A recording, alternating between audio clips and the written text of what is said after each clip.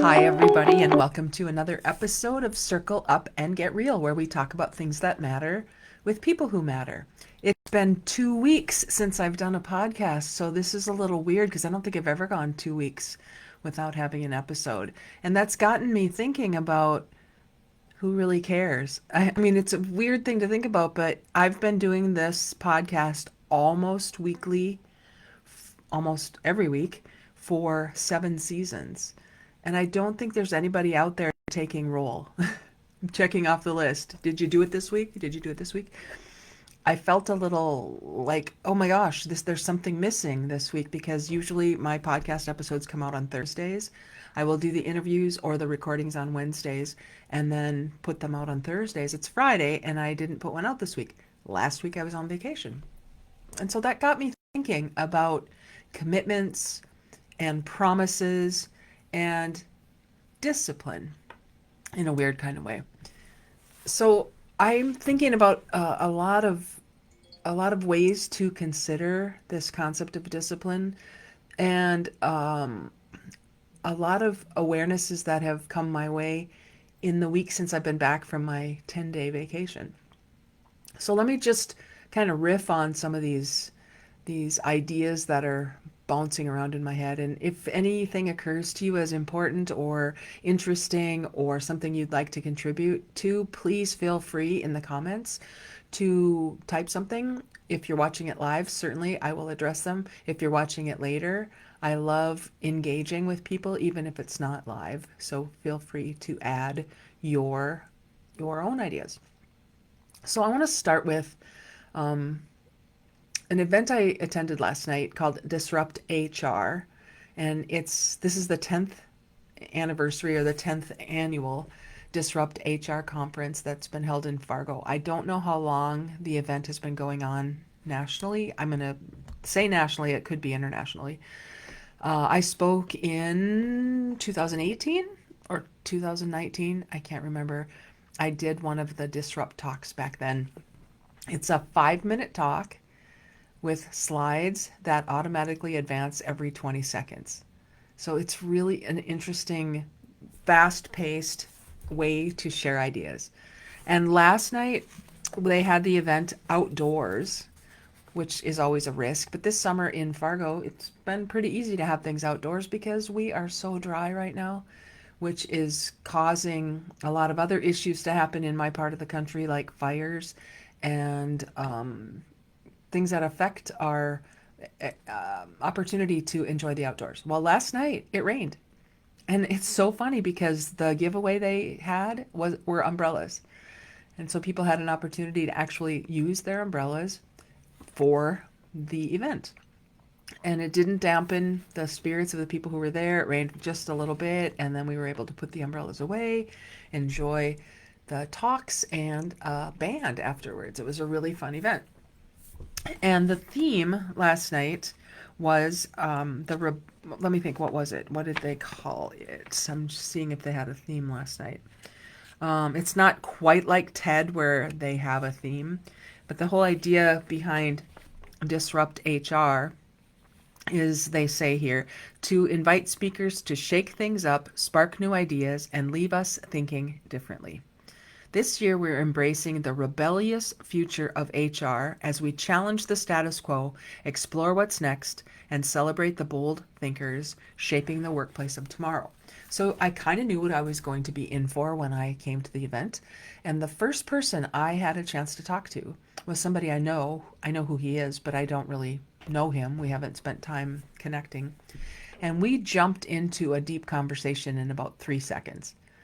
And as we were talking about what we were talking about, we both kind of realized that this doesn't happen that often in the world, where we get beyond small talk to dive right in to topics that are really important. I think what caused us to jump into this conversation was that he had seen me on a podcast where I was interviewed, not that I was doing the interview, with Jessie Haas, who's a young woman I've had the pleasure of getting to know over the last year or so. And she interviewed me as her first guest on her podcast. And this guy I was talking to, James, said, I remember hearing a term when you talked to Jesse, and it was emergent conversations. And he said that to me was really interesting. So we talked about how conversations can emerge even when there is no agenda if we allow that to happen. And like I said, we jumped into that conversation really quickly and ended up way more than a surface conversation. And it didn't last that long. We went deep and quick. And it reminded both of us, I think, that this is possible. Even if we don't see it every day, it's possible. It's there. And so then that was the beginning of this experience last night where I heard people share their ideas in 5-minute bursts. And they showed how it's possible to go deep while going quickly. And we talked a lot about AI. That was kind of one of the themes last night, and about actually living in spite of or because of artificial intelligence as it relates to human resources. It was really interesting. And there were a lot of good ideas. I took a lot of notes. One idea I thought was really interesting is that the challenge we might have in the world today because of AI or in spite of AI is not communication. We have so many ways to communicate. You know, we have texting, we have emailing, we have phone calls. There's still that. We have just so many ways to spread information and to communicate with each other. His point was it's not a lack of communication, it's a lack of connection. And people are probably really hungry for actual connection and not just surface communication. And I thought that was a really interesting way to point this out. And there were like those were a lot of the ideas that happened last night were like that. Really interesting. And so then that got me thinking about why we do or why we don't dig deeper, even if we have a short amount of time. And if we find our lives so scheduled and so agenda'd all the time, we may get into the habit of believing this is how our lives have to be. And if we don't have it scheduled, have everything scheduled, and we've gotten so dependent on our devices for the communication, if not the connection, then who do we become? What's our identity when that isn't there? So when I was in the mountains of Montana on my vacation, I wrote on Substack on Monday about if I had been attached to what I hoped to see when I was there, I would have been disappointed because we live in a part of the country that is affected by wildfire smoke. And the mountains were not clear because there is smoke around. And so I wasn't able to see with my eyes what I wanted to see when I planned this trip months ago. And I could have been disappointed by that. Blessed are they who expect nothing, for they shall not be disappointed. And I had expectations, and I admit I was disappointed a little bit until I realized that there's more going on than I can see. Always. There's always more going on than I can see. And if I don't have faith and trust that that is true, then I start to believe that I am in charge of everything instead of allowing things to happen. I'm sure it was like that for the planners of this event last night when it started to rain. And maybe they did plan for it because they had umbrellas available for us. I don't know. It was kind of interesting that that was their giveaway, an umbrella, and we had to use them right away. There's so many ways to look at things. I could be very disappointed, or I could flex. I could be flexible. I could learn to be a little bit more resilient. One of the talks last night was by Michaela Schell, who was on this podcast a couple of months ago talking about resilience. And she has a sauna and cold plunge company where people come in and do the hot sauna and then the cold plunge. And she talked about, in her talk, about building resilience. We have to choose to do the things that take us out of our comfort zone if what we really want is to grow. And she said, if we are continuing to do easy things, we'll keep attracting easy things. If we choose not to be controlled by comfort, she said, then we have the opportunity to get from the comfort zone to the transformation zone. And in that space, a lot of things can be different and more than we might have expected by doing the same thing over and over again. So I thought about that last night. And then I thought about doing the same thing over and over again, but being committed to taking action, even if that action is just little baby steps toward something you truly desire to achieve or experience or acquire. And so often we're not willing to do those little baby steps to get what we say we want for whatever reason, because it gets hard or it's uncomfortable or whatever Michaela was saying. So then I started thinking about discipline. And discipline is something I've never been all that fond of, kind of like accountability. I don't love accountability. I don't love discipline because, in my way of having been introduced to those two concepts, it was very heavy. It was very, you need to do it. You should be. You have to be accountable to someone, and someone else will tell you what you should do. And I really started disliking that whole concept of shoulding. I should do this. And I've done podcast episodes about shoulding in the past. So you can go back and look at some of those. I just didn't like those concepts because they felt heavy to me. And it felt like it weighed me down instead of freed me up. And then I started imagining what discipline could be if it wasn't heavy, if it wasn't a heavy concept. I don't know if I've told you this on this podcast, but I'm going to say about 2 years ago, I read the book Atomic Habits and learned about habit stacking and to put a new habit on top of a habit you already do, like brushing your teeth. If you can do something while you're brushing your teeth to remind yourself of something else, it's stacking one new habit on an old habit. So I started doing squats every time I went to the bathroom. So I go to the bathroom and then I get up and I just started with 10 squats. So whether it's in my bathroom at home or it's in a stall in a public bathroom, 10 squats takes less than 10 seconds. I've upped that since to 15. And now, 2 years later, I just do 15 squats every time I go to the bathroom. And it's because I sometimes drink more water than others. I might go to the bathroom more often than other times, and that allows me to do more squats. It's just what is now. It's just what is. I don't think about it anymore. It's a discipline I didn't realize I was developing. I just do it. It's just become a habit. And so there are little things like that, like discipline that I decide. I make a promise. And in my past, I've been better at making promises to other people and keeping them than I have been in making promises to myself. I'll break promises to myself way more often than I'll break promises to other people. So I started thinking about the promises I wanted to make to myself doing the squats. I don't know if that's making a difference. I don't know. I can't say, "Oh, I've lost weight," or "I'm trimmer," or I don't know. That wasn't why I decided to do it, I don't think. I think it was just to see if I could do something over time, and it's been almost 2 years now. This pin I wear on whenever I get dressed in the morning, I put this pin on. And this pin is my reminder that I want to be a person who allows the fire in my heart to guide me. And it's a reminder to me that I may have my head in the clouds, but I have my feet on the ground. And I want to be around people who are doing things, taking action, being disciplined in even little actions. It's just my reminder. So every day I wear this pin. It's another way that I can be disciplined. I don't do it for anybody else. I do that for me. I do that to remind me. I don't, maybe a couple times somebody's asked me about it, but very, very rarely. It's not for them. I got my bike in April of this last year, end of April.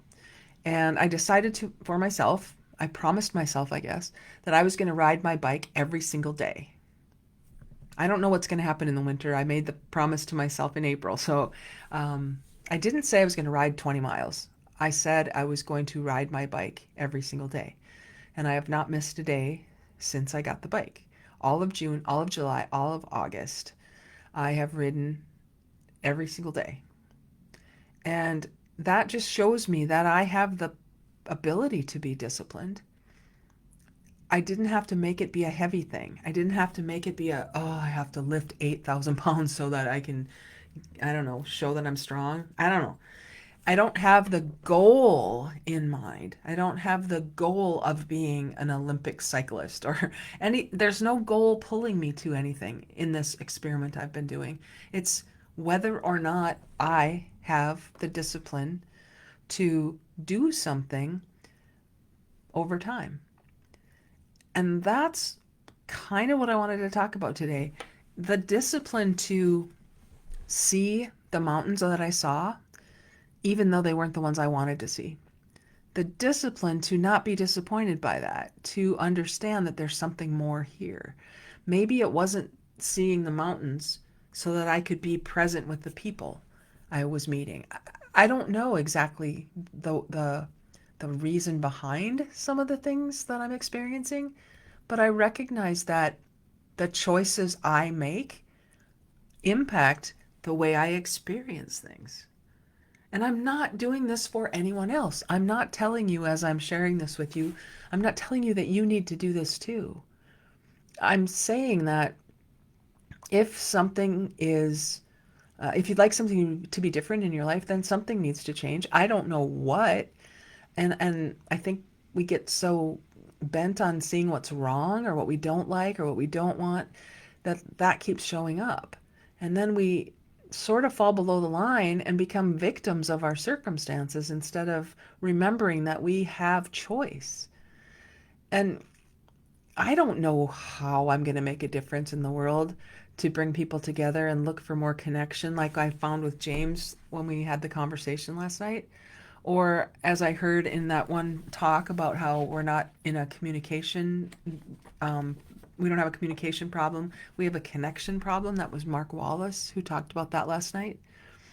I don't really know the goal of any of this. I just know that for me, I am happier when I make choices that prove to me, whether or not anybody else ever sees it, that I am being who I choose to be.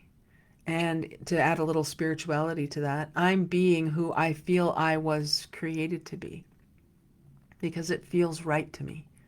It doesn't feel like a have to or a should or a must or a push or a force. It feels like space.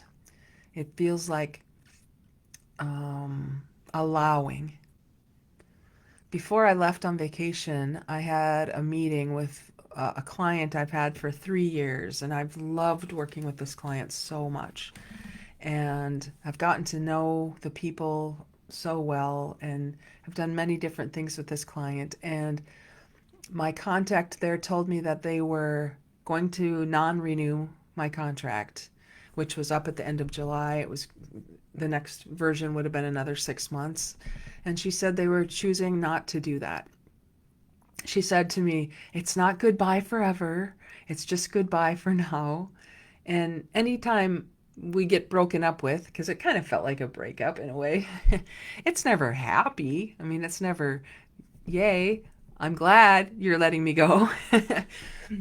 And yet, when I went on vacation, I didn't worry about that. I didn't worry about what I'm going to do to fill that space. I didn't worry about what I'm going to do to make sure that, I have income, whatever. I didn't worry about any of that.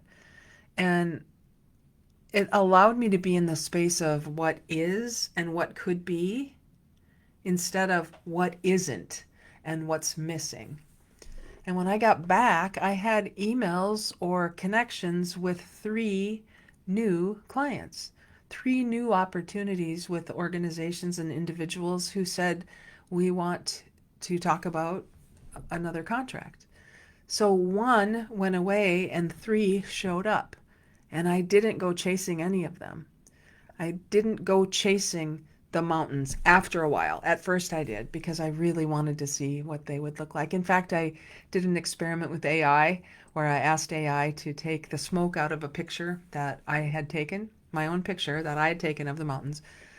And then I could see, wow, that's what it could look like behind this smoke. It wasn't necessarily exactly what was there, but it was what could be. And that made me happy. There was something about that I thought, well, this is what's really there. Just because I can't see it doesn't mean it's not there. And in that space of recognizing this. It is what it is. I can't change it the way I'm seeing it, but I can change me. I can change the way I'm looking. Wayne Dyer used to say, when you change the way you look at things, the things you look at change. And that really resonated with me, and it still does. And when I get into that space of I know what I'm here for, I know what my purpose is, or I'm finding it at least.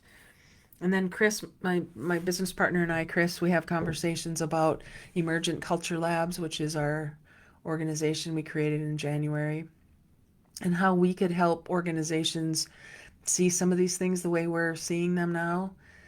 It's just it's so much how do I say, not easier necessarily, but simpler. It's so much simpler than thinking the way I've been trained of make your 100 calls so that maybe 20 people will answer the phone, and maybe of those 20 you can have an appointment with 5, and maybe of those 5 one will say yes, and then you'll celebrate that victory, 1 in 100.